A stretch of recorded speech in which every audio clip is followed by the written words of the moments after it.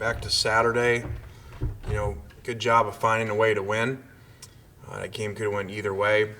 They played extremely well, extremely hard, and easily could have won the game. So, a very competitive game. We had thought, it was going to be a 12-round type of game because of the way they run the ball, how physical they are on defense, and it was. And luckily, we won the last round. So, a lot of work to do.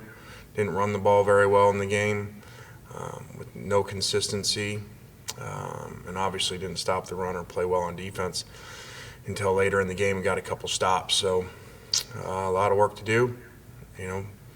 Number one team in the country coming in my opinion, and the premier program in the country. No offense to Clemson. Those are the two premier programs that are operating the highest level over the last, 10 years, and this one's doing it in the SEC, so it's a little bit harder. So we'll have our hands full. I think that, this is probably the best team coaches had as far as being balanced all over and not having holes anywhere. And, they play at a really high level on offense, really good on special teams, great returner, and, playing really good defense. So, I think the last 3 years, I think the average score in this match has been something like 62-13 or 14 or something. So, we got a great challenge on our hands. David starts off. Lane, I'll ask the obligatory Lane Kiffin, Nick Saban question. It's obviously going to be a national storyline all week. Just your thoughts of facing a coach you know so well and one that knows you so well. Yeah, I think that's a storyline, but I don't think that's really, I know everybody downplays those things. I don't think that's really that big a deal. We worked together for 3 years, learned a lot from him, had a great run. I think we'd won 24, 26 straight games when that was over there. So very productive times with a lot of great players and a lot of wins. The only 2 regular season losses were to Ole Miss. So good time, and obviously very grateful to him. Parrish, go ahead. Lane, how do you think Coach Saban's teams are different from the time you were there? I don't think they're a lot different. I think that change had started. I think, I was thinking of playing him at Tennessee versus playing him now, whatever that is, 11 years later or something. There's so much more dynamic on offense when, how they play and pushing the ball downfield. We played them, they had Julio Jones, Mark Ingram, Trent Richardson, great offensive line, McElroy, all that. But it was a different offense, it was more of a grinded out, slow, and people could keep scores closer. Now they just kind of blow everybody out, because it's a totally different style of offense, whatever that's been the last really 6 years. You mentioned your run game at Kentucky. Obviously, they were physical on the defensive line. What else kept you guys from being more successful in the run game? Well, they were really physical, a couple really good backs, and the quarterback's a really good quarterback and an elite runner. So, you don't get off blocks and don't play with good leverage up front, it makes for, a record-breaking day like that. So, we got a challenge here. I'm sure that they're going to want to run the ball after seeing that film, even though they're becoming a pass-first team now, which I didn't think anybody ever say in a Saban era, but they are. So I would expect them, to want to try to get the running game going this week. How would you assess your offensive line going into this game? Very up and down. I think the center and the tackles, have played well at times. We've struggled at guard, and so we're going to have to play a lot better. Not just this week, but the rest of the schedule. It's all SEC schedule, and you can't just play defense like we have been and just rely that the quarterback and 2 receivers and tight end are going to bail us out. So we got to play better defense. We got to run the ball better. We'll go to Nick. Lane, you talked about these Alabama teams being a little more pass-first than some people are used to. It seems like since you started at Alabama, a lot of SEC teams have embraced that. Do you think that what you and Coach Saban were able to do on those teams kind of shifted SEC offensive philosophy and enabled the league to be a little bit more pass-first? I don't know. I wouldn't necessarily say that. Because we weren't necessarily at times, depending on the year, they're more pass first than ever now.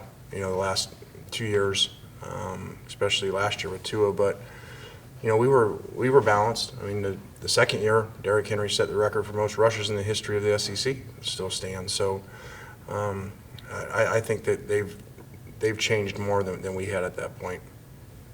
I assume the answer is not often now that you're back in the SEC, but when you were at Florida Atlantic, did you stay in touch with Coach Saban much with looking for nuggets of wisdom, or did that relationship kind of end after you left Alabama?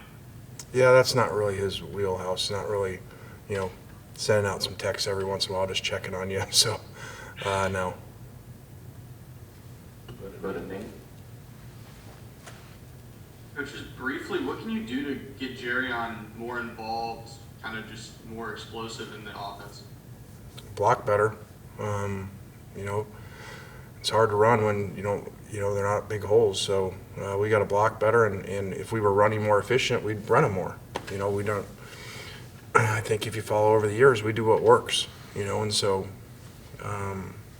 when we're throwing the ball really well, we throw more, and we would like to run more, but we got to be more efficient.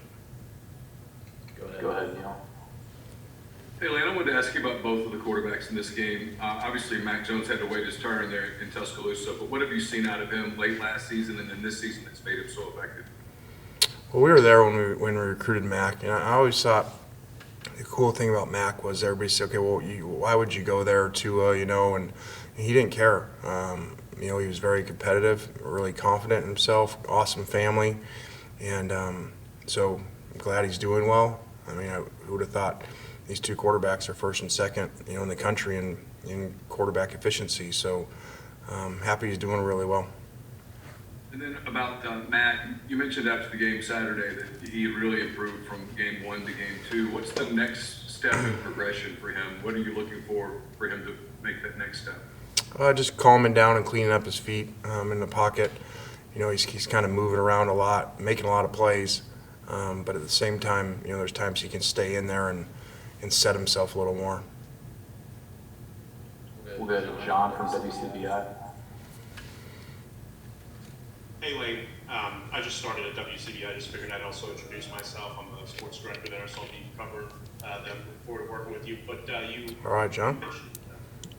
You mentioned that looking to clean a few things up after obviously Saturday. What specifically, defensively, have you all been working on to sharpen after that game? Pad leverage up front, playing too high, and tackling. A lot of missed tackles. So those two things don't. If you don't do those two things, you're not going to stop the run. So obviously that's our emphasis. And then obviously the Saban deal we've talked about it a couple times here. But what does your experience with him? How does that kind of play a role in this game? Since you worked with him for a couple of years, is that kind of an advantage for you, or does it really not make much of a difference? Well, all these people that say it's an advantage because I worked with him, and so I don't really understand that because he's 20-0 against coaches that worked for him. So if you working for him gives you an advantage, that's you're not a very good gambler then, if that's what you say, because 20-0 is a pretty strong record. We'll go back to Parrish. Lane, you just hit on that. I wanted to ask you about Nick's record against his former assistants. What did you take from that? He's obviously put some very strong assistants into the head coaching field. Well, I kind of make of it, he knows them too. Everybody says, well, they know him. He knows the assistants, So I think it goes both ways. And really, except for Ole Miss, really, those 2 times and a few, Iron Bowls, he's kind of 100% against everybody else, really, until you get to Clemson in the playoffs. So, he's 100% against a lot of coaches and schools. You guys, I think, was Matt under center on that last play? He was when he threw the touchdown to Elijah in overtime? Yes.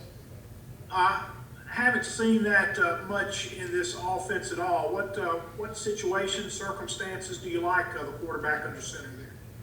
Well, that was a goal line situation where we're gonna sprint out. So it's just a play we've had over the years. Ran I think, last USC at Oregon, when we beat Oregon, which put Alabama in the playoffs, by the way. Ran it twice in that game, so just a play that we have for a situation like that. Go ahead, Nick. You kind of touched on this earlier, but 66 points, 62 points, 59 points the last 3 times Ole Miss played Alabama. What do you say to the defense to kind of reverse that mentality and make them believe they can limit them a little better than they have the last couple of years? Well, that's a great question. Every year is new, every year is different, but we got to play better. Got to limit explosive plays, keep the ball in front of us. Because now they got another receiver I never even heard of that just went for 150 that runs by everybody. So I thought there were 2, now there's 3. So we got to find a way because no one else is finding a way for a while. You talked about just those receivers. What kind of a matchup is it for the secondary this week? They were kind of exposed against Florida. Do you think they improved at all against Kentucky, or is it still going to be kind of trial by fire this week? No, I mean, you got to mix things up and play different coverages, and not just all these guys have great players. They got a great offensive coordinator. That again, like I said, this is a different world than 11 years ago. When you used to go play them, you knew they were going to be in the I formation, and you'd be able to keep the games close, and they'd pound it out, and now they don't do that at all. So this is a lot harder to play. That's why Coach changed 6, 7 years ago. Why he wanted to change, because he saw the need to change and to spread things out and become an RPO team and push the ball downfield more. And so I was glad he changed at the time. I'm not really glad he changed now. I wish they were doing what they used to do. Go ahead, Nate. Back to the defense, would it be easier if it were a single thing that was going wrong? Because, 2 weeks ago it's the 400 yards to Trask, and last week it's 400 on the ground. Does it kind of make it even more challenging that it's not one thing that you can pinpoint? Definitely. I mean, you'd obviously have it be one thing so you could work on it, but you have one game that's, passing like that, next game's rushing like that, just means you got a lot to work on. And I don't know statistically around the country if other people have this issue, but I think, it certainly doesn't help a new staff missing spring ball and spring game and, the limited amount of tackling that comes with that. Go ahead, David. Yeah, Lane, what is it like having to deal with, or perhaps even temper, the frustration level of, 2 games in, having one of the most productive offenses in the nation and having a defense that's near the bottom in every statistical category? Yeah, not what you used to in the SEC. Is what it is. Here for a reason, and you don't walk in and everything's perfect. So when you come into a job, there's usually things that you got to get fixed and got to work on, and sometimes can't happen overnight. There's no pixie dust. We'll go to Ben. Yeah, Lane, what's the status of Mark Britt and John Haynes, and also have you heard anything about Otis? I have not heard anything about Otis. We obviously would be awesome to have him. When we thought we were going to get him, throughout all of camp and everything, we thought that we would, and so he was definitely starting for us, and so and the other 2 guys, that their health is fine. Go ahead, David. Lane, just along those lines, we know Dante Evans, the linebacker, left the team for some personal leave a few weeks back. Has he returned, and what is his status? He is not. He opted out. So it is what it is. I mean, I don't know how Alabama did this. It's amazing. Coach did a great job of somehow keeping these guys happy and, not feeling that they needed to get ready for the draft with all these first rounders. And so these guys around the country opting out, but none of the Alabama guys. So Coach must have had a great plan.